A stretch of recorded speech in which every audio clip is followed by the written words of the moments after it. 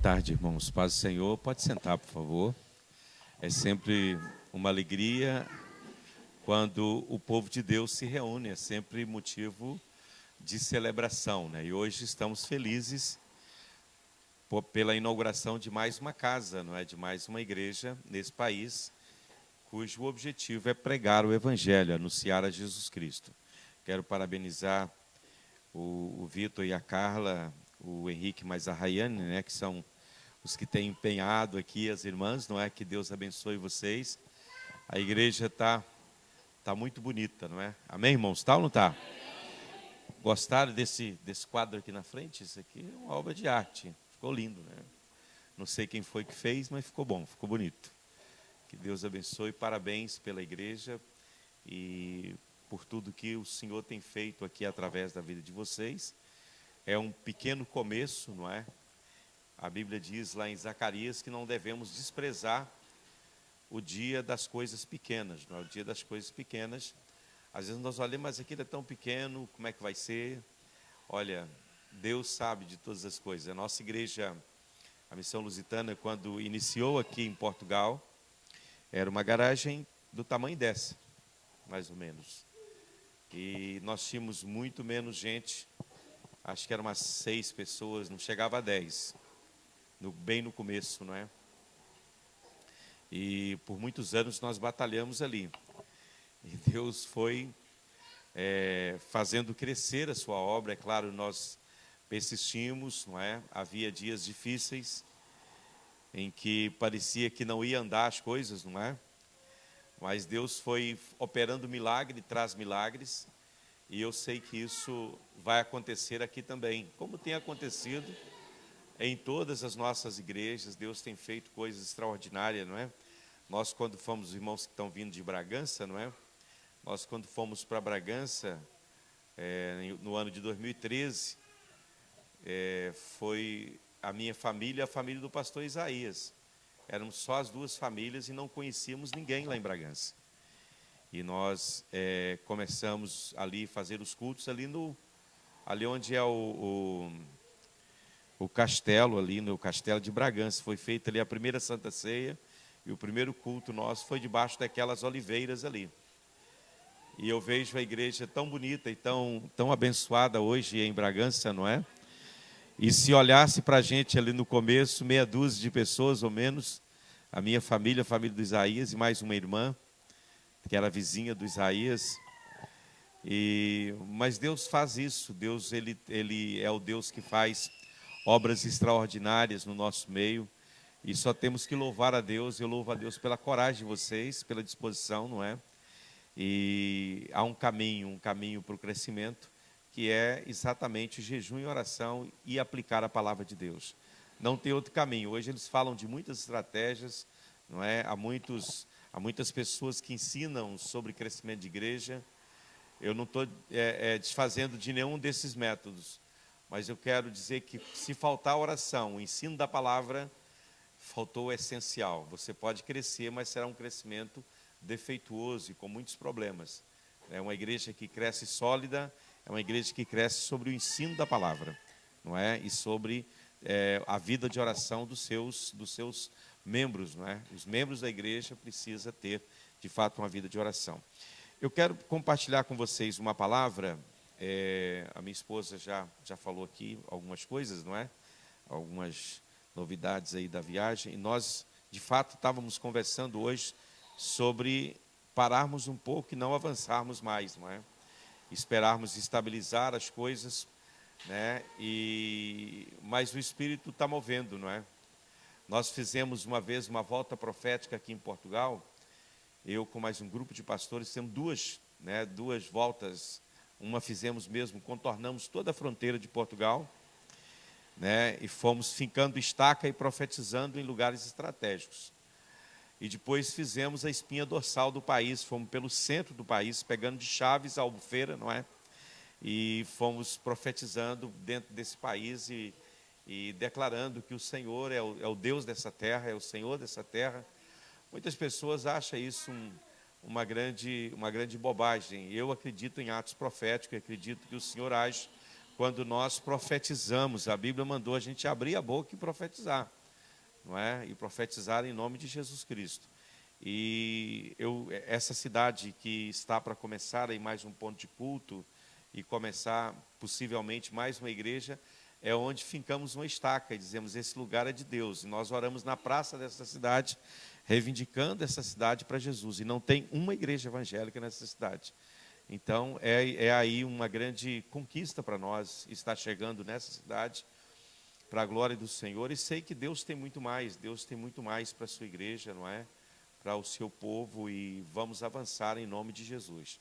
Eu quero ler com vocês uma palavra que Deus me deu quando eu pensava a respeito do culto de hoje, da igreja que está iniciando aqui no Porto. Atos dos Apóstolos, capítulo 1.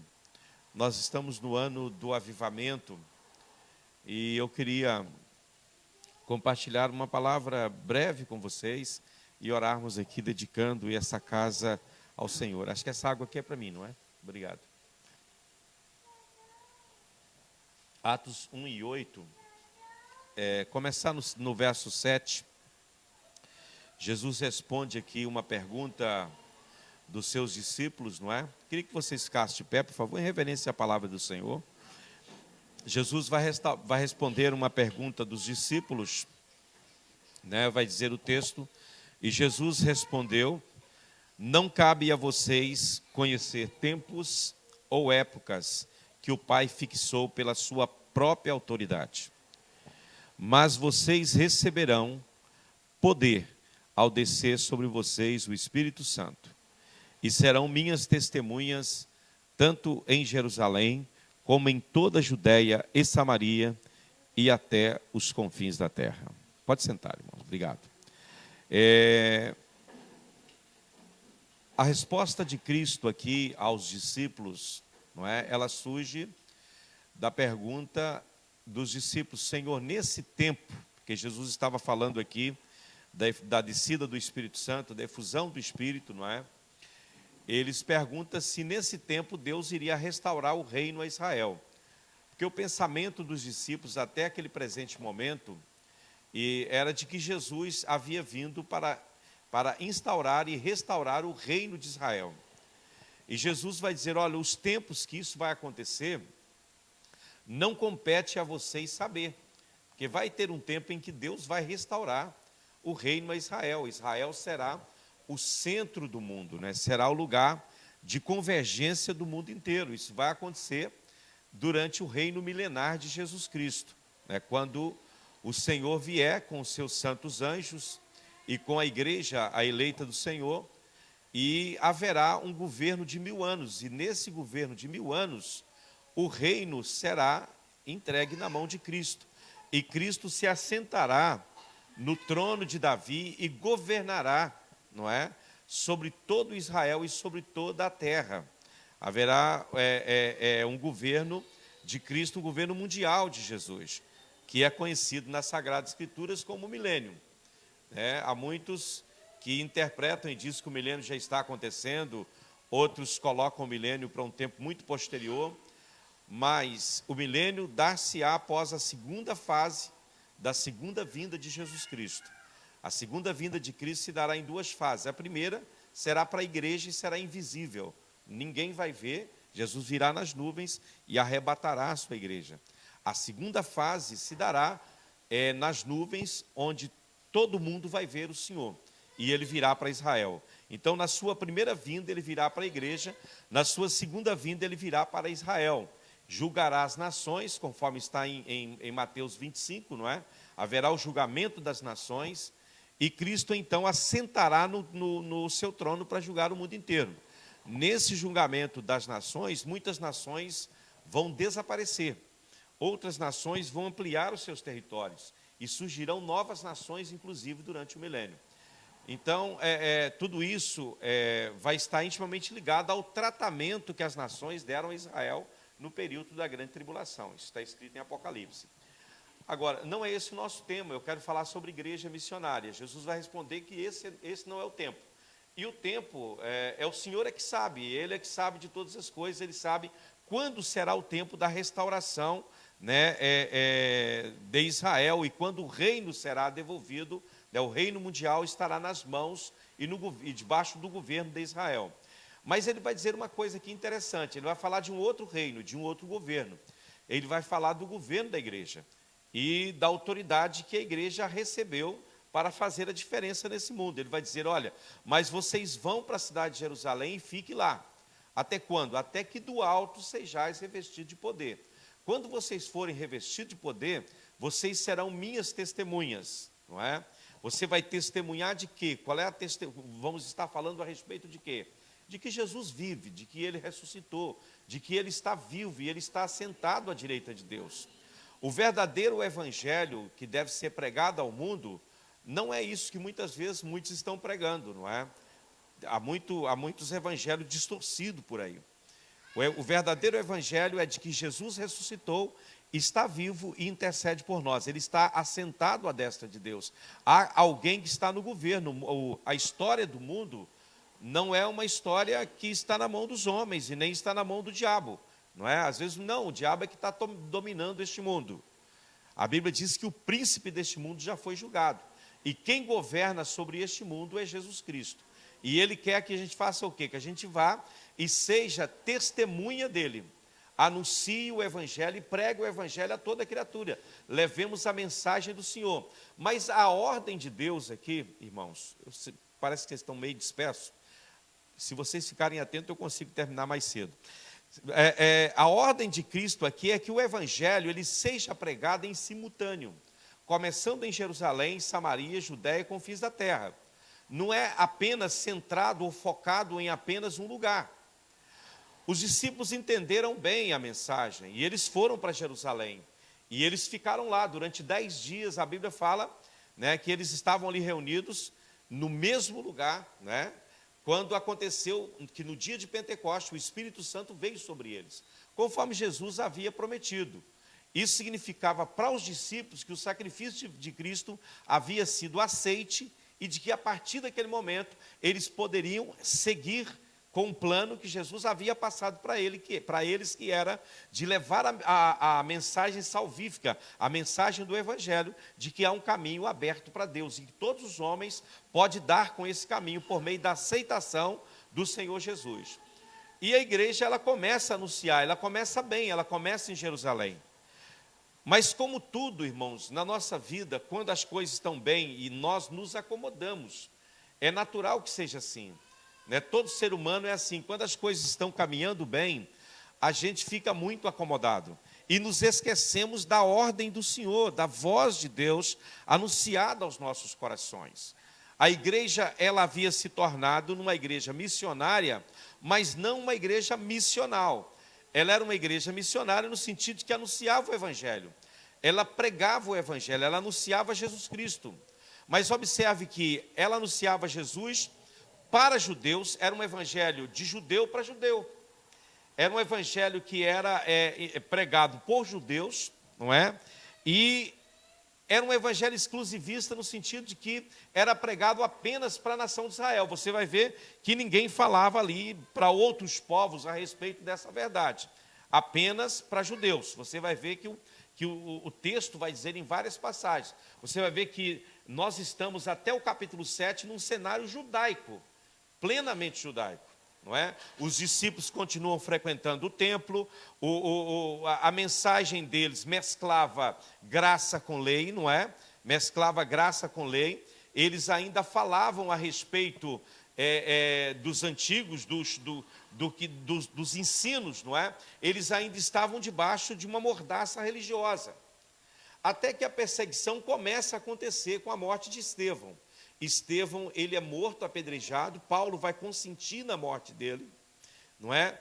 E por conta da perseguição, observe, o povo de Deus, ele é disperso, e eles começam a anunciar o Evangelho em outros lugares, mas olhe bem, eles anunciavam o Evangelho apenas para judeus.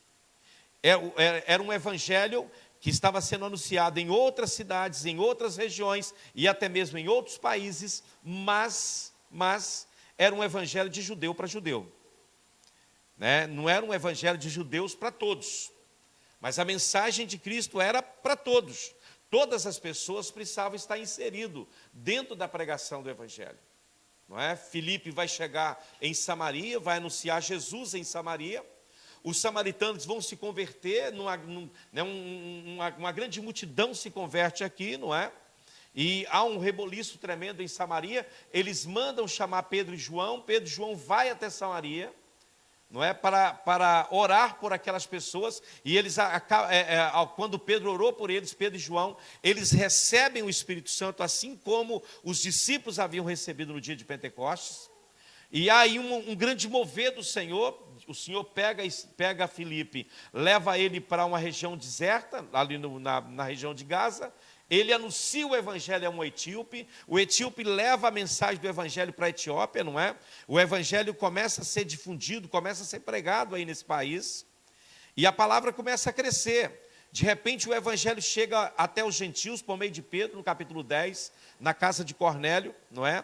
A mensagem do evangelho chega na casa de Cornélio, chega para os gentios, é a primeira comunidade fora de Israel que ouve a palavra de Deus, é a família de Cornélio. Eles se convertem em peso, não é? Mas segue aquela restrição. Você observe que Pedro prega o evangelho para Cornélio e sua família, mas tem que justificar perante a igreja, porque a igreja cobrava, né, deles essa resposta. Por que ele foi comer na casa de um gentil? Por que ele foi estar ali com os gentios?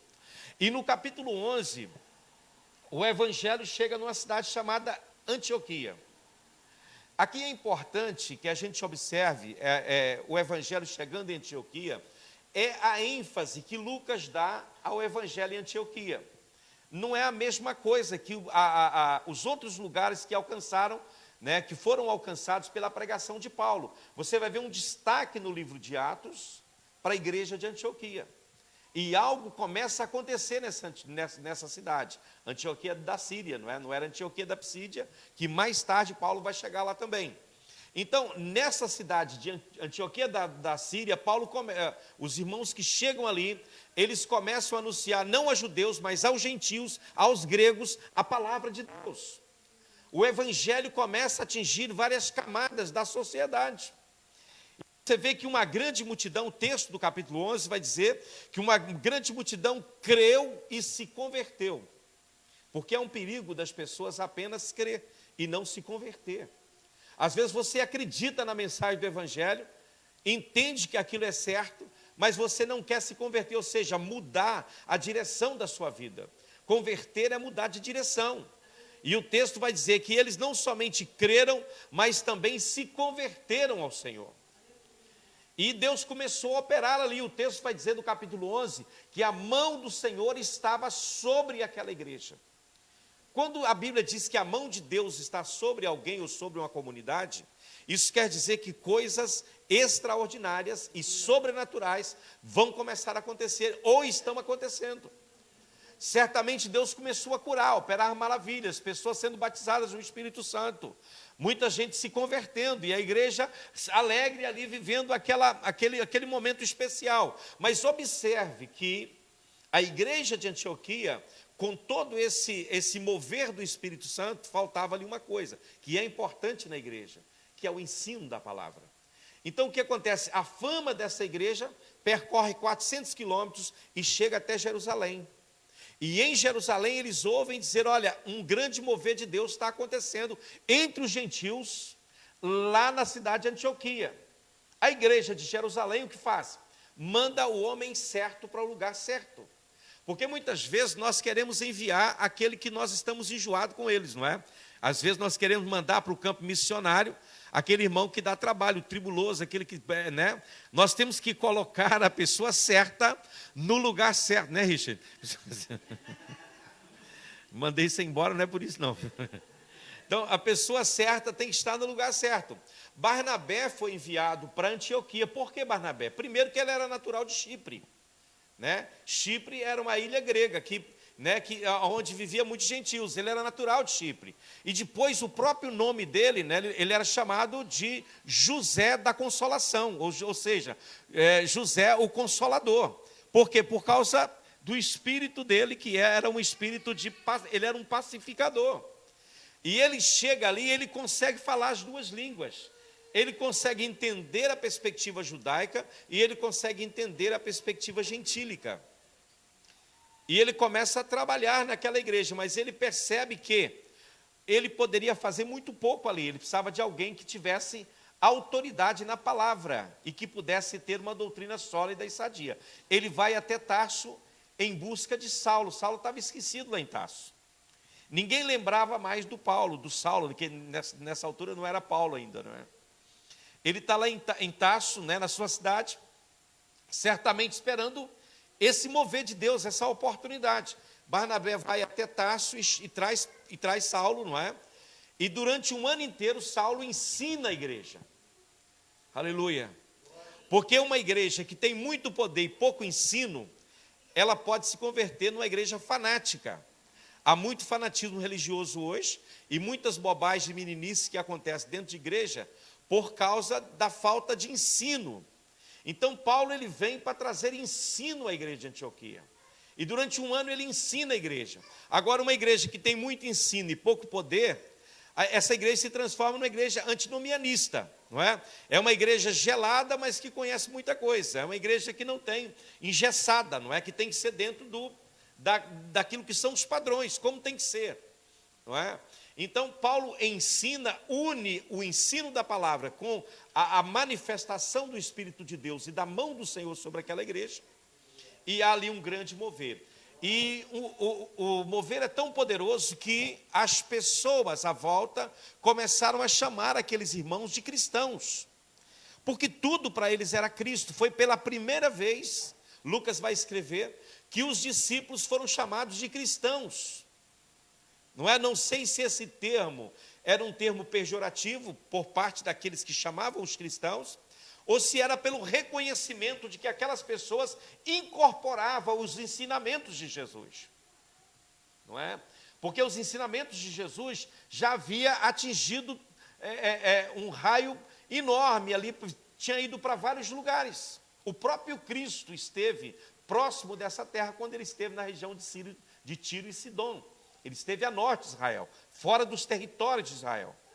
Então a mensagem do Cristo já havia expandido, já havia chegado até lá. E eles olhavam o modo de vida dessas pessoas, e eles diziam: esse povo são seguidores de Jesus.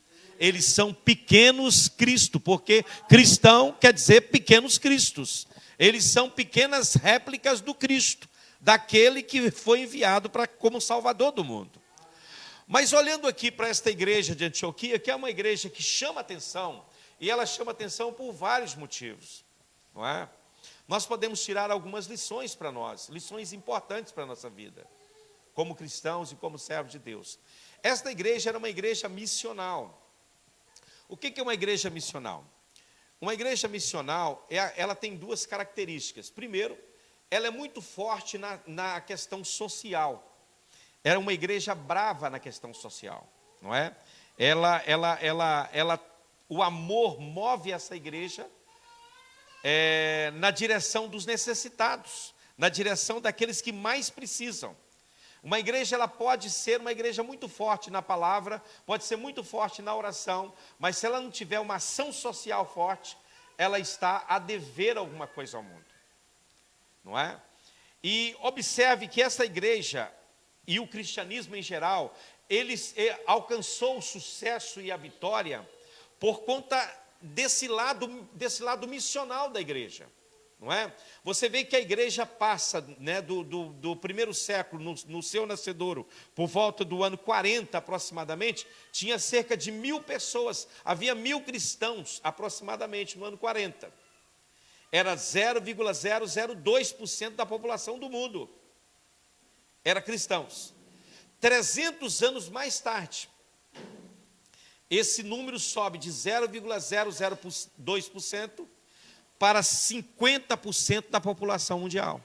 Ou seja, sai de 1.000 pessoas para cerca de 30 milhões de pessoas, 30 milhões de convertidos. Então, o crescimento da igreja foi um crescimento realmente avassalador, um crescimento maravilhoso. E eu não estou contando aqui, estou dizendo cristãos que estavam vivos nesse tempo. Porque só Nero ele matou, alguns estimam que matou cerca de 6 milhões de cristãos. Foram muitos milhares e milhares de cristãos que foram mortos pelo Império Romano. Não é? Que deram as suas vidas, que sacrificaram as suas vidas, por conta do testemunho do Senhor. Então, olhando para isso aqui, isso é um crescimento maravilhoso. Mas por quê? Onde o governo e ninguém queria ir, a igreja ia.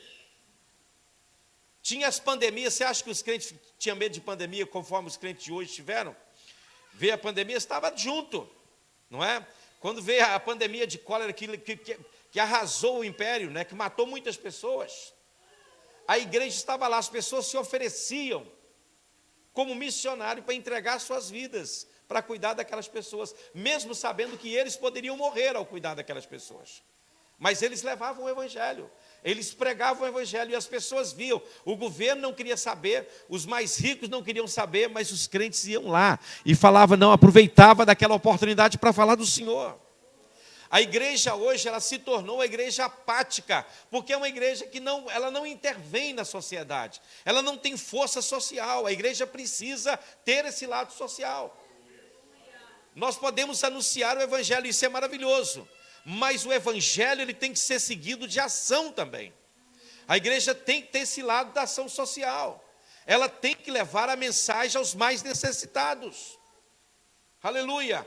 Se você olhar para Jesus, no capítulo 4 de Lucas, você vai ver, ele vai dizer, o Espírito do Senhor está sobre mim, que ele me ungiu, para pregar as boas novas aos pobres, aos necessitados, não é? Quando a gente olha para isso, não só os pobres então que tem que ouvir, não, todos têm que ouvir. Mas nós não podemos esquecer desses que mais precisam e que muitas vezes não tem nenhum tipo de consolação a não ser a fé. E quando você leva Jesus, você leva tudo que eles precisam. Eu estive na Etiópia agora recente e eu vi lá, eu vi a fé daquele povo, a alegria daquela gente. Mesmo diante da perseguição, mesmo diante, muitas vezes, expondo as suas vidas. Mas eles estavam ali crendo, buscando ao Senhor, declarando a sua fé no Senhor. Era uma alegria.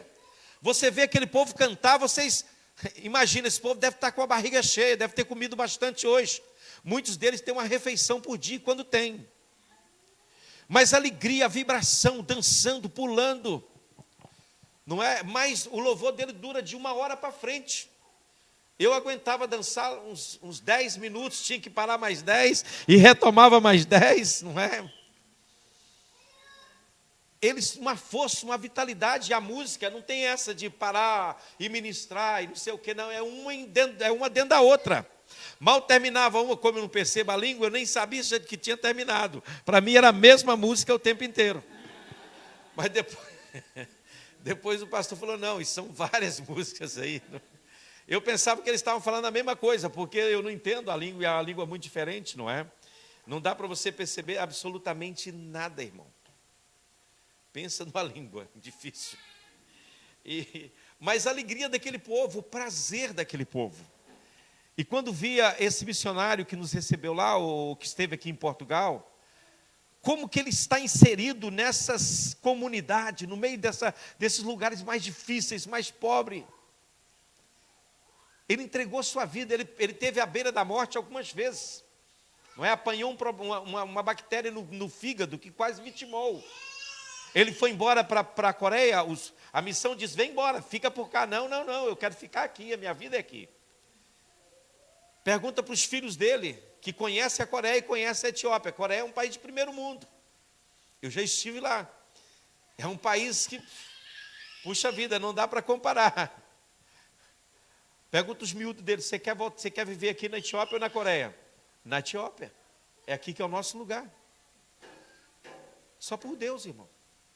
Só pelo Senhor que essas pessoas fazem isso. Então, a igreja, ela só pode alcançar o seu objetivo missional quando ela entende, não é? Que ela precisa ter o seu lado social. E por outro lado, a segunda aspecto aqui de uma igreja missional é exatamente o valor e a percepção da graça abundante de Deus. Nós temos que levar esta mensagem às pessoas no sentido de que as pessoas precisam entender que a salvação é pela graça e unicamente pela graça. Nós não podemos jamais anunciar um evangelho que envolva qualquer atribuição humana ou que possa envolver qualquer ato ou prática do homem para ser salvo. Então, a igreja, ela anunciava um evangelho, aleluia, mostrando a graça abundante do Senhor, o favor de Deus para com os homens. Isso é de graça, isso vem até nós de graça, você não pagou nada. O preço já foi pago. Pedro diz que a redenção da nossa alma é mais cara, é mais preciosa do que o ouro, do que a prata. Não foi com prata e ouro que fomos resgatados, foi com o sangue de Jesus. Ninguém teve que pagar nada por isso, ninguém teve que investir nada, nem um cêntimo da sua vida, não é? Nem um hiato da sua vida nisso aí. É pela graça do Senhor, é pelo favor de Deus. Aleluia. E essa mensagem era uma mensagem distinta da mensagem dos judeus, porque os judeus diziam que todo mundo, as pessoas para ser salvo, tinha que cumprir tantas coisas. Havia vários requisitos que tinham que cumprir. Então, para os discípulos, ele exigia deles uma revisão do lugar onde a fé deles estava caindo. Eles precisavam olhar e pensar, espera aí, nós não podemos viver nessa prática. Por que Paulo combateu tanto aos judaizantes, principalmente em Gálatas? Você vai ver uma ira santa nas palavras de Paulo, não é? Uma braveza em Romanos, vai lá em Romanos. Não é? Porque Paulo entendeu que essas práticas legais, elas impedem a graça de Deus de agir numa comunidade. Então, quando você incute na cabeça das pessoas que eles têm que fazer alguma coisa para a salvação deles, você está barateando a graça de Deus. Você está desmerecendo a graça de Deus, o favor do Senhor. Porque a própria história mostra que nenhum homem por si mesmo pode cumprir as exigências da lei. Nenhum homem. Lê Romanos 7 e você vai ver. Eu sou um homem miserável, disse Paulo. Quem me livrará do corpo dessa morte? Porque o bem que eu quero fazer eu não faço. O mal que eu não quero fazer, esse eu faço. Então encontro numa grande guerra dentro de mim. Então, por melhor que eu seja, vamos supor que você seja o homem mais santo aqui dessa comunidade. Você não peca por palavras, você não peca por obras, e aos olhos dos homens você é perfeito. Porque os homens só podem julgar, aquilo que você falou e aquilo que você fez. Só Deus, ele julga as coisas que são de fora o íntimo. Só Deus conhece os nossos pensamentos. O juízo de Deus é mais severo, por quê? Porque ele julga pensamento e intenção do coração. É para além. Então, todos nós, durante o dia inteiro, temos cerca de 10 mil pensamentos, aproximadamente, segundo os cientistas. 10 mil pensamentos. Se você não fizer nada errado, não falar nada errado, e tiver 9.999 pensamentos bons, e tiver um ruim, estragou tudo. Você perdeu tudo.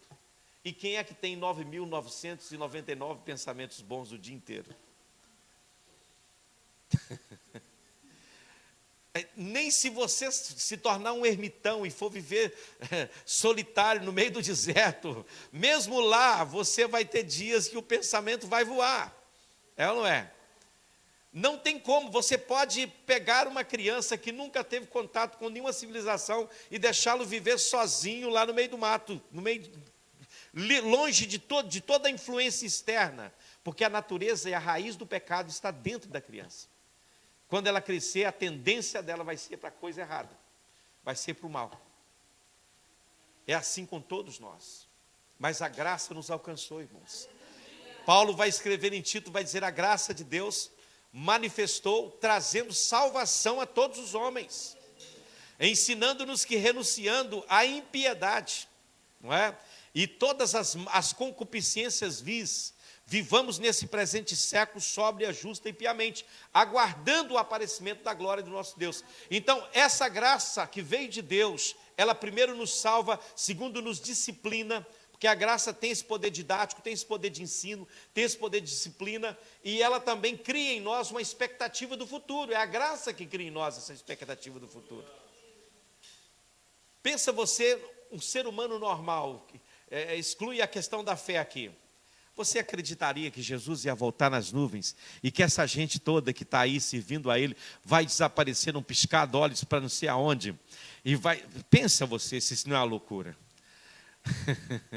A compreensão dessa verdade só vem por meio da graça de Deus, porque o Espírito Santo é que nos faz entender isso. Porque de nós mesmos, nós somos como os moradores da época de Noé, os antediluvianos. Nós queremos mais é desfrutar a vida, porque parece que é só essa que a gente vai ter, não é? Paulo disse, se Jesus não ressuscitou, comamos e morramos, porque amanhã a gente vai morrer. Ou seja, aproveita a vida porque não tem um amanhã. Mas Jesus ressuscitou, e essa é a nossa esperança, a nossa grande esperança. Amém? Então, é maravilhoso ver o crescimento da igreja nesse tempo. Por quê? Porque há algo de extraordinário nessa igreja que nos ensina, é uma igreja inserida na sociedade, é uma igreja que se preocupa com os seus semelhantes, é uma igreja que está disposta a atender as demandas da sociedade, mas também é uma igreja inclusiva. Observe pela lista de obreiros dessa igreja. Você vai ver que tem aqui africanos, que tem aqui europeus, dentre a lista de obreiros da igreja, e essa diversidade aqui, isso mexe muito comigo. Era uma igreja inclusiva. Era uma igreja onde as pessoas chegavam e diziam, eu quero morar aqui, eu quero estar aqui, porque aqui eu sou bem-vindo, aqui as pessoas realmente me amam. Não olha para a cor da minha pele, não olha para a minha nacionalidade, não olha para quem eu sou, olha para quem Deus me transformou e me fez ser. Então, essa igreja era uma igreja diferenciada. Era uma igreja que tinha um corpo de liderança diferenciado e eclético. Era uma igreja que tinha um corpo de obreiros com valores tremendos, mas vindo de segmentos diferentes. Você vai ver gente que foi criada no palácio, mas você vai ver gente que foi criada no meio dos pobres mesmo. Não é? Você vai ver um corpo de liderança composto por Saulo, que era um doutor da lei, composto por outros que foi criado na casa de Herodes, mas também alguém que veio lá de África, que fazia parte daquele corpo de obreiros. Então você vai ver um grupo de obreiros aqui muito forte. E essa interação que havia dentro desta igreja marcava a diferença no meio desse povo. Aleluia.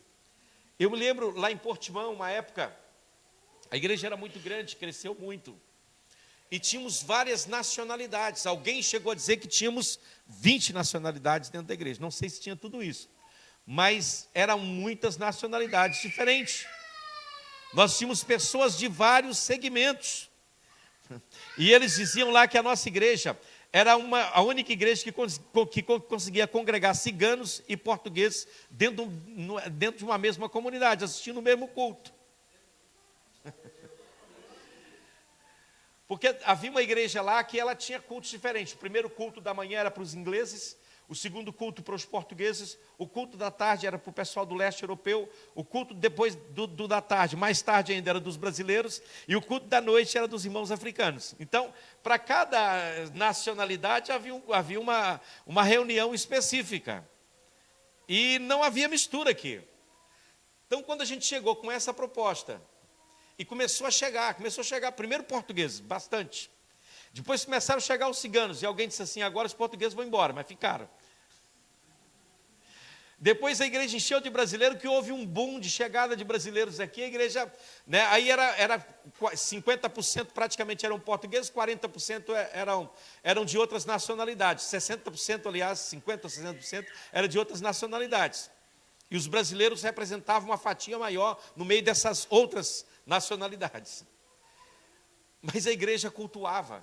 O grupo de louvor era o grupo de louvor mais eclético que eu conheci. Tinha pessoas de vários segmentos ali cantando. E era tão gostoso aquilo, era tão maravilhoso. E eu não fiz nada disso, foi o Espírito Santo que foi trazendo. Nós simplesmente dizíamos, és bem-vindo, pode chegar, vamos lá, vamos junto, vamos caminhar junto. Aleluia. E Deus trabalhou aqui, Deus fez isso, não é? Então, essa igreja de Antioquia, já estou terminando, ela é uma igreja importante, em primeiro lugar, pelo destaque que ela tem. Ela tem 2 capítulos que falam sobre ela, não é? Ela tem o capítulo 11 e o capítulo 13, que vai falar dessa igreja. Lucas dá um destaque para essa igreja de uma maneira tremenda aqui, não é? Porque o evangelho aqui, ele vai para além da Palestina. Ele começa a atingir terras distantes, vai para a Etiópia, no capítulo 8, vai para a Arábia, lá conforme está em Gálatas 1:17, 2 Coríntios 11, 32 a 33, vai também para Antioquia, no capítulo 11, contudo, até chegar em Antioquia, conforme eu disse, essa propagação acontecia pelo esforço e envio dos primeiros missionários que iam de judeus para judeus.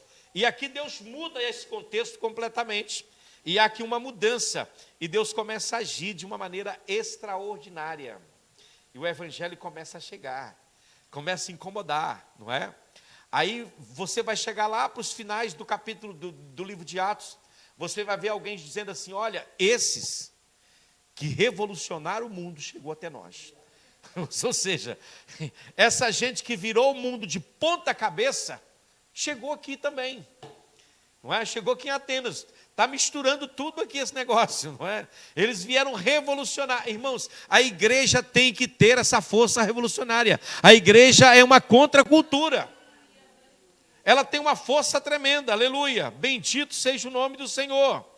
E essa igreja de Antioquia, ela é uma igreja que se destaca por conta da sua vida com Deus. Não é? Vocês vão observar pelo texto, né? Você pode inferir aqui do texto que eles eram pessoas que adoravam. Quando ia adorar, adorava para valer. Não tinha esse negócio de ficar com moleza e preguiça, não é? Hoje há muitas igrejas que o povo tem até dificuldade de levantar e de abrir o olho para cantar. Já sabe os hinos de cor e aquilo já bota uma primeira e vamos que vamos, não é? Precisamos despertar para um louvor diferente, não é? Eu quando eu fiz um curso missiológico numa missão e nós congregávamos numa igreja lá bem tradicional. E a igreja, a gente dava uma soneira terrível, não é? Os cultos eram bem difíceis, principalmente para a gente que é pentecostal, não é? Nós que temos assim um fogo a mais aí, não é? Então, eles adoravam para valer. Se é para cantar, vamos cantar. Se é para adorar, vamos adorar. Se é para louvar a Deus, vamos louvar. Então, vamos fazer da melhor maneira que a gente sabe. Então, como é que a gente sabe? É para dançar, vamos dançar. É para pular, é para pular. É para glorificar, vamos glorificar. Mas vamos fazer com vida, não é? Eles não somente adoravam para valer, mas eles oravam para valer. Eles, quando colocavam o joelho no chão, eles alcançavam as metas e os objetivos, não é? Eles jejuavam. A Bíblia diz que antes de enviar os 2 missionários, Barnabé e Saulo, eles oraram e jejuaram. Senhor, é isso mesmo. Veja bem que o Espírito Santo já tinha falado, não é? O Espírito Santo já tinha falado, aparta Barnabé e Saulo, lá no capítulo 13, para a obra que eu tenho para eles. E o que eles fizeram? Aleluia. Eles oraram e jejuaram, e a confirmação veio e falou, não, vamos lá, vamos mandá-los aqui debaixo da bênção. Irmão, por isso que aqueles homens saíram como tocha, e não tinha jeito de deter aquilo. Onde eles chegavam, eles incendiavam cidades, incendiavam tudo, aleluia. Oh, glória a Deus, louvado seja o nome do Senhor.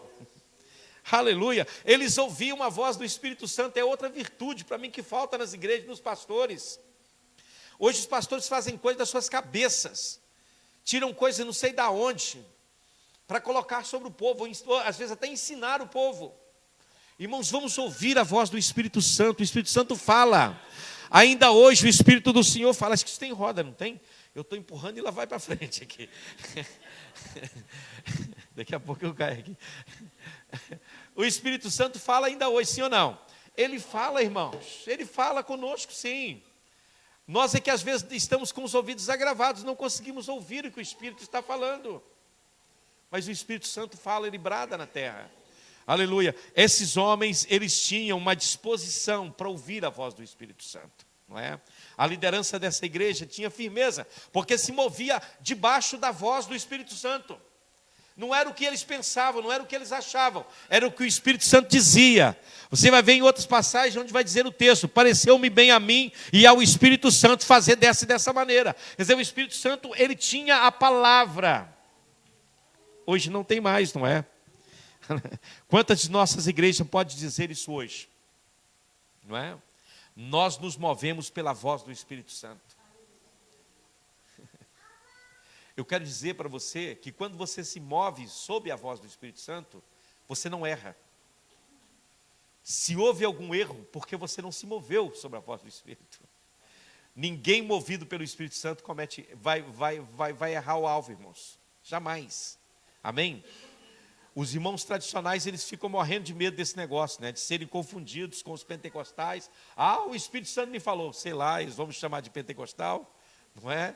E os pentecostais aqui, eles têm que tomar cuidado, sabe por quê? Porque muitas vezes não é a voz do Espírito, mas o camarada diz, é a voz do Espírito Santo falou comigo. Então nós temos que ter um equilíbrio nisso aqui, tá vendo? O Espírito Santo me falou, irmão. Muita gente chega para mim e diz assim, o Espírito Santo falou comigo. E eu sei que não é o Espírito Santo. Eu sei que não é. Porque o Espírito, ele quando fala, ele testifica nas duas pontas, não é? Eu sei que não é o Espírito Santo, mas pronto. Quando você escuta, o Espírito Santo me falou, o que você faz? Calo a boca, eu fico quietinho. Não é? Mesmo sabendo que muitas vezes não é o Espírito Santo. O Espírito Santo me falou que eu devo fazer isso, isso e isso. Eu percebo que não é o Espírito Santo, porque se tem uma coisa que o Espírito Santo não faz é contradizer a palavra. Ele nunca vai contra o que está escrito. Antes, pelo contrário, ele vai a favor daquilo que está escrito, não é? A favor daquilo que está escrito nas Escrituras Sagradas. O Espírito se move aí, não é? Porque ele é que inspirou as Escrituras. Como é que ele pode dizer uma coisa nas Escrituras e dizer outra para você? O Senhor me falou que é desse jeito, mas pera lá, é contra a Bíblia. É contra a Bíblia. Eu vejo muitas coisas no meio dos pentecostais que me assustam, irmãos. Não, Deus mandou a gente fazer desse jeito aqui, mas como, irmão? Mas a Bíblia não proíbe esse negócio aí? Não é? Então, isso não pode ser a voz do Espírito Santo, mas quando uma pessoa diz que o Espírito falou, você fica em dificuldade. Porque se o Espírito falou, quem sou eu para desfalar, não é? Agora, o que eu sei é que o Espírito não fala duas coisas ao mesmo tempo. Ele não diz uma coisa nas Escrituras e outra, né, na boca do profeta por aí afora, né? Esses profetas que profetizam toda hora. Misericórdia. Mas tem esses por aí. Lá no Brasil tem um disque profecia. A coisa chegou num ponto bem estranho esse negócio, né? Que Deus nos ajude a entender a voz do Espírito Santo, gente. E o Espírito muitas vezes fala, não é só no meio do barulho não, viu? Às vezes o Espírito Santo fala no silêncio, fala na madrugada quando você está sozinho, você e Deus. Fala lá no monte quando ninguém está com você, não é? Muitas vezes você está lá no seu trabalho e de repente o Espírito Santo faz isso. É tão gostoso ouvir a voz do Espírito Santo, não é? Quem já ouviu a voz do Espírito Santo? É bom demais, não é? Isso é maravilhoso, ouvi-lo falar. Eu me lembro que uma vez eu precisava de uma resposta de Deus para uma decisão séria que eu tinha que tomar. E eu fui orar a Deus, para Deus falar comigo, o Espírito Santo não falava de jeito nenhum. E quanto mais eu orava, parecia que eu estava mais seco e mais sem força. E eu fiquei bem desanimado, porque o Senhor não falava comigo e eu precisava decidir naquela tarde. Falei, Senhor, o que eu faço? Aí ficou aquilo ali, aquela briga entre mim e o Senhor, eu falando, Deus fala comigo, e o Senhor, silêncio. Aí o Espírito Santo, pela misericórdia de Deus, falou ao meu coração, você lembra aquele dia que você falou isso e isso para sua esposa, e que magoou ela? Eu falei, eu lembro, acho que eu lembro desse negócio. Mas eu não sabia que tinha magoado, não é? Aí eu lembrei daquele texto que a Bíblia diz, coabitai com as vossas esposas com entendimento, para que não seja impedido as vossas orações. Aí eu comecei a pensar comigo mesmo, pera lá, mas será que ela nem deve lembrar disso? É melhor deixar isso de lado, seguir a vida, está tão bem, né? Time que está ganhando não se mexe, está tão bem. Aí eu chego lá na cozinha, está fazendo almoço, as meninas estavam na escola.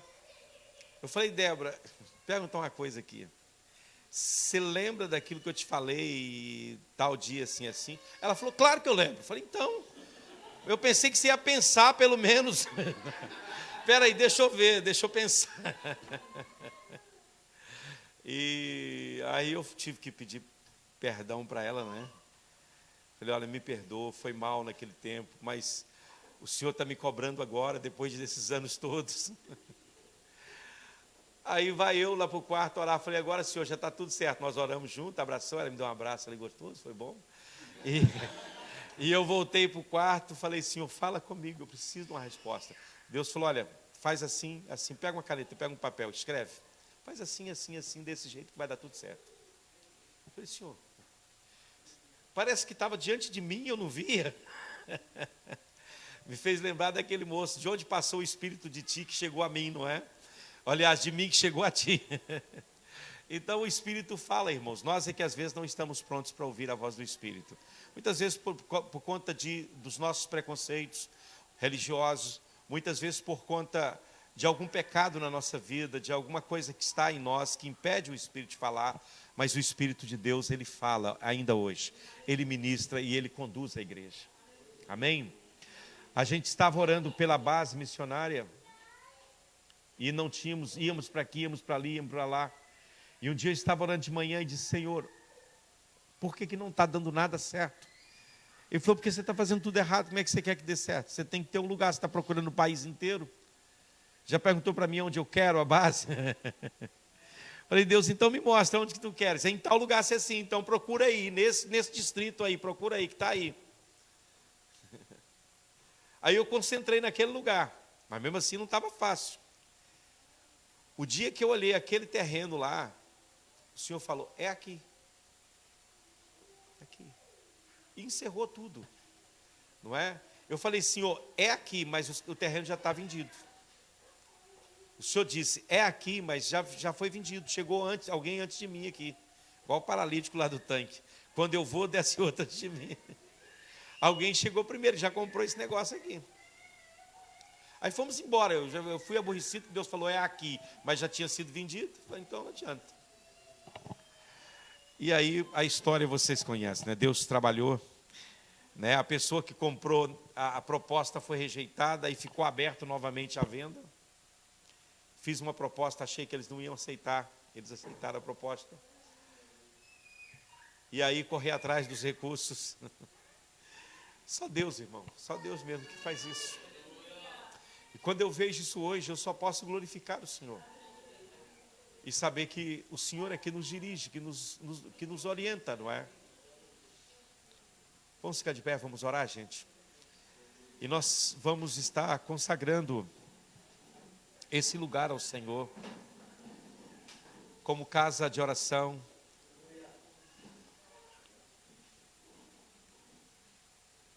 Como casa de sacrifício. Vocês querem cantar? Nós vamos orar e vamos dedicar essa casa ao Senhor. Lá em Antioquia, irmãos, havia pequenas comunidades. Era uma cidade grande, uma cidade com quase 600 mil habitantes. A cidade de Antioquia era uma cidade grande. Talvez do tamanho do Porto. Não sei quantos mil habitantes tem o Porto. Mas Vitor, você sabe quantos mil habitantes tem essa terra? O João sabe? João, não? Eu não sei, talvez não chegue a isso, né? Os seus 500 mil aqui no Porto, talvez tenha. Antioquia era uma cidade mais ou menos como essa. Era uma das cidades importantes ali. E eu vi a palestra de um doutor, doutor na palavra, não é? Francês, ele falando que havia 200 pequenas igrejas em Antioquia. 200 pequenas igrejas. Não havia uma grande igreja. Havia cerca de 200 pequenas igrejas. Comunidades com 100, pouco mais de 100 pessoas naquela cidade. E o que era lindo, sabe o que era? Segundo esse pesquisador, é que os pastores se reuniam para orar juntos pela cidade. Como isso faz falta, irmãos. Que os pastores tenham uma visão de reino. Não a visão do seu reino, mas uma visão do reino de Deus. Nós não temos sido mais efetivos, porque não temos essa visão de reino. E, por um lado, eu acho que falta visão para a liderança. Por outro lado, eu também entendo que há muitos aventureiros. Há muitas pessoas que se diz de Deus, ou homem de Deus, e que na verdade não o são. E que às vezes quer se juntar consigo e vai trazer muito mais problemas do que soluções, está vendo? Então que Deus nos ajude a ter esse espírito de unidade, para que possamos conquistar vidas para o Senhor, não é? Mais vidas para o Senhor, para a glória dele. Vamos orar a Deus e depois vamos cantar aqui um louvor ao Senhor. Eu quero que você ligue o seu pensamento no trono de Deus. E eu queria orar por esta igreja, pela vida do Vitor, da Carla, pela vida dos irmãos aqui da igreja, do Henrique, da Rayane, das irmãs, de todo o grupo que compõe essa congregação. E pedir que o Senhor vos dê a estratégia certa para conquistar vidas para Ele aqui neste lugar. Há muitas vidas para o Senhor aqui. Eu ando por essa rua e posso ouvir o clamor das pessoas por salvação, por libertação, por transformação. Oh, glória a Deus. Senhor nosso Deus e Pai que está nos céus, estamos aqui nesta fim de tarde, início de noite, para consagrarmos oficialmente esta igreja ao Senhor. Esse lugar de adoração a Ti, Jesus. Esta casa que foi aberta, ó Deus eterno, alguns meses atrás.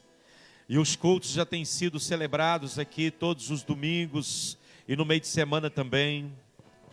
Mas hoje, oficialmente, ó Deus eterno, debaixo da unção e da autoridade que o Senhor colocou sobre a minha vida, eu quero dedicar esta casa ao Senhor, como casa de oração, como lugar de sacrifício. A Tua palavra diz que se Tu cerrares os céus, de maneira que não venha chuva, ou se Tu ordenares o gafanhoto para que consuma a terra, mas se o meu povo que se chama pelo meu nome, se humilhar, orar e buscar a minha face, se converter dos seus maus caminhos, o Senhor prometeu que o Senhor viria do céu, perdoaria os nossos pecados e sararia a nossa terra. Deus, venha sarar essa terra, venha sarar a cidade do Porto, ó Deus, venha trazer libertação, salvação, cura divina, milagres, prodígios e maravilhas nessa terra. Usa os Teus servos, ó Deus, com poder e autoridade em Tuas mãos, que o poder do Senhor seja manifestado através da vida do Vitor, da vida da Carla e dos obreiros dessa casa. Que o Senhor possa usá-los com poder e autoridade, para que muitas pessoas possam ouvir a Tua voz. Ó Deus, quando entrar nesta porta algum necessitado, algum aflito, alguém, ó Deus, que precise de uma palavra do Senhor, que eles não saiam deste lugar sem ouvir a Tua voz, sem receber Alabashuriandecomanai, das Tuas mãos, a bênção dos céus. Eu oro por salvação nessa cidade, por libertação, ó Deus, que cadeias possam ser quebradas, na autoridade e no poder do nome do Senhor.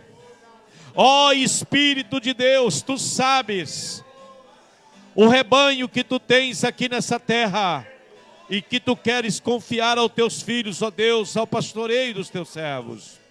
Usa eles, ó Deus, com poder e autoridade.